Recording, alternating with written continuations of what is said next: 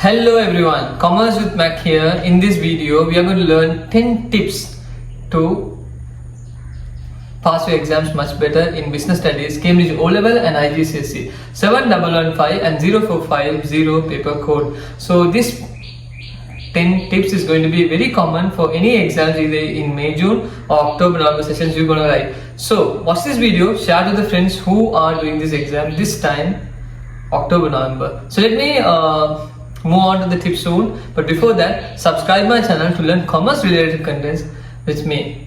I'm loving your support. We have gone more than 5,000 plus subscribers. That's a good thing. We started initially with the lowest crowd. Now the followers are increasing day by day. With your support, we can even reach 10,000 soon. And thank you guys. Let's start with the first one. First of all, before we move on to the video, I want you guys to know one thing. Know the paper structure. In paper 1 you have 80 marks, in paper 2 you have 80 marks, right? So in paper 1 how is the paper structure, and paper 2 how is the paper structure? This is something which you need to know when you are doing the questions. In paper 1 there are 4 questions, in paper 2 there are 4 questions.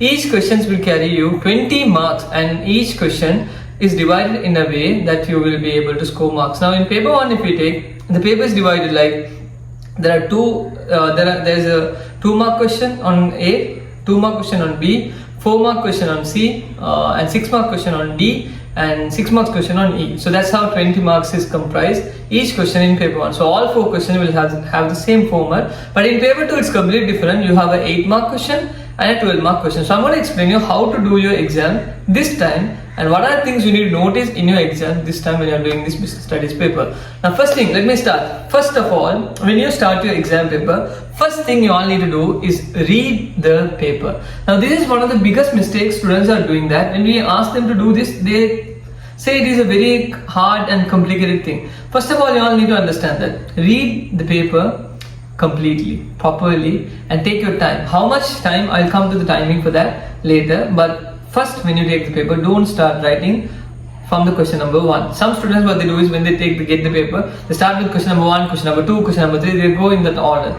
I am saying that, listen to this very carefully, do not start in order. First read the paper. Once you read the paper, then we need to move on to the second step. Once you have done the step 1, step 2 is to find out which question is easy in paper 1 and paper 2. Once you find out that particular question, whatever you are comfortable with, whatever you are confident with, start from there, start doing from there. Then only you will be able to start scoring. When you are starting a confident question, that gives you confidence enough for you to finish the paper properly, and that's some sort of positive psychology we should use when you are doing the exam papers. And I'm saying that, trust me guys, if you are confident in question number 4, start with question number 4. If you are confident in question number 3, start with question number 3. If you are confident in question number 1, start with question number 1. Why? Because if you start with what you feel confident, then of course your paper will go in a positive mindset. Number 3,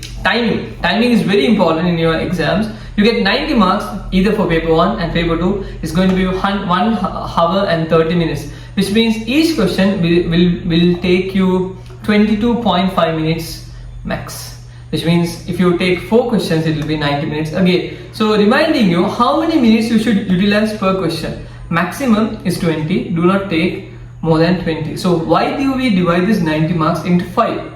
We are going to write 4 questions, but we're going to divide the 90 minutes into 5. Why is that?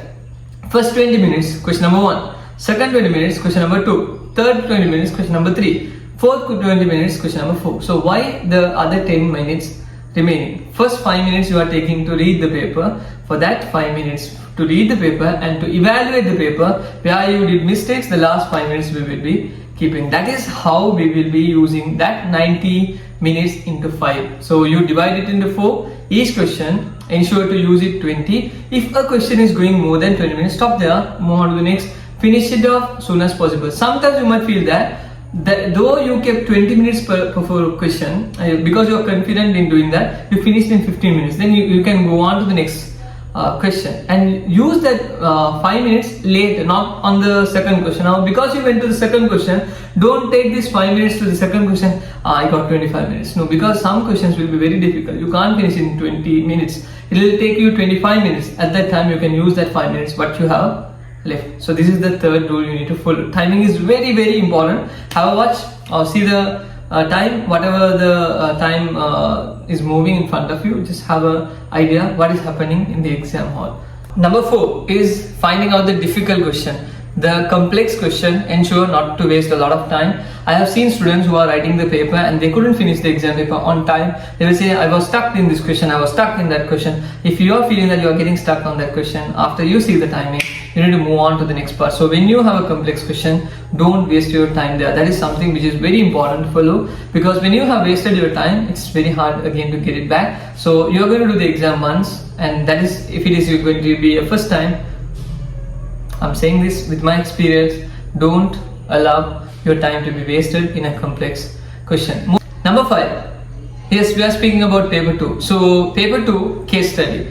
Most probably when you get a case study in exams, listen to this very carefully, read the case study properly, thoroughly, and understand which appendix they have given, which table they have given to which question. For example, if they say appendix 3 for question number 2, appendix 4 for question number 3, you should be very specific which table they have said to which question. If you don't use those information from those tables in your answer, you will lose marks. That is something which I see from students in paper 2, they miss out to know which particular table is relevant to which question. If you take question number 1, maybe in question number 1B, 12 marks, they gave a question and they asked you to analyze the table 4, and you went and analyzed table 1, then of course you will get no marks. So you should be very careful in that area. Number 6 is very important. Understanding the terms, which is very, very, very a vital part of the exam, is understanding the terms. Most of the students write a big paragraph answer for define question. Save your time. Define, identify, state. These questions you don't want to write a lot. You need to write what they are requesting. State 4 things means just state 4 things. Drop down the points one by one. But if they ask you to evaluate, advise, do you advise on this, or calculation and evaluate, these questions you should be very specific. You should be able to give the answers properly. And most probably where students make mistake is explain. When they give a point and they ask you to state and explain, state that particular point and start explaining that thing. Don't take it again easy. When you can state and explain properly only, you will be able to grab that 4 or 6 marks which you might miss if you don't properly explain it.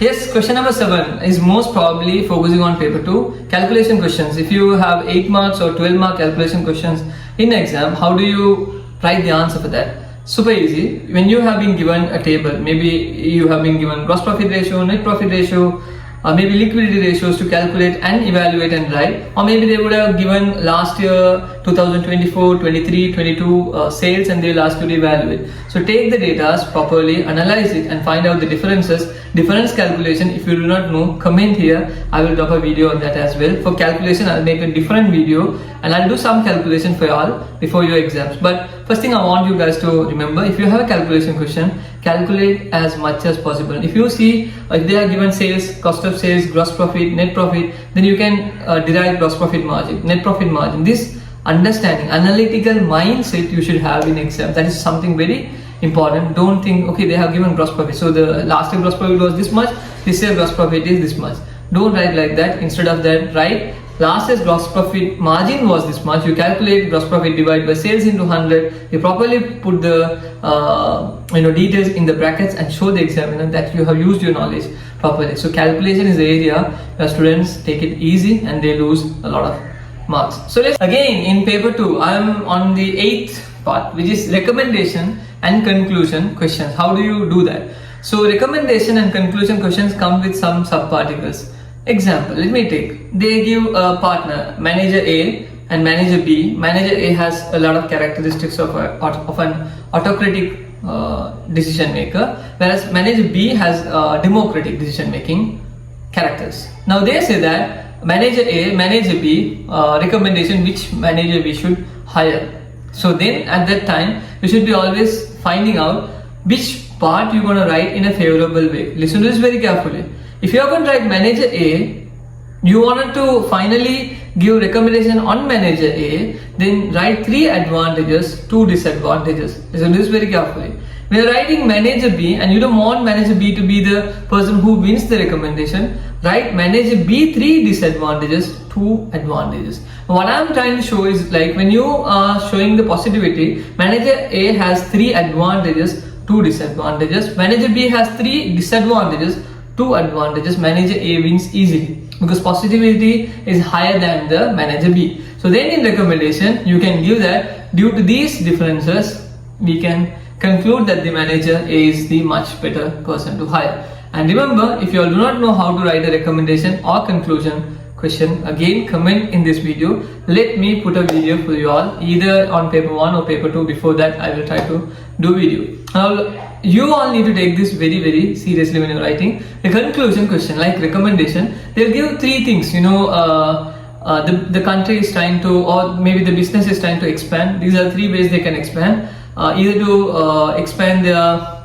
current location, either they can move on to a different country, or either they can expand into different regions. As I said, out of these entire 3, whatever is going to be the highest advantage will win the recommendation or conclusion area. So you should be very specific in what you are writing. And the next thing, which is the 9th thing, find out the easy question and always start with the easy question, as I already said, but I'm explaining as a 9th point also. So always start with the easy ones, that will save your time. And also when you start with the easy question, that will make you confident to do the paper in a much more better way. So that's the best way to start any paper. And the last but not least, write the entire paper. Now what I have seen that you guys are studying for 2 years or maybe 1 year, you pay a lot of money for tuition classes, you spend a lot of money for your schools, and then you go for exam hall, keep the exam paper with you.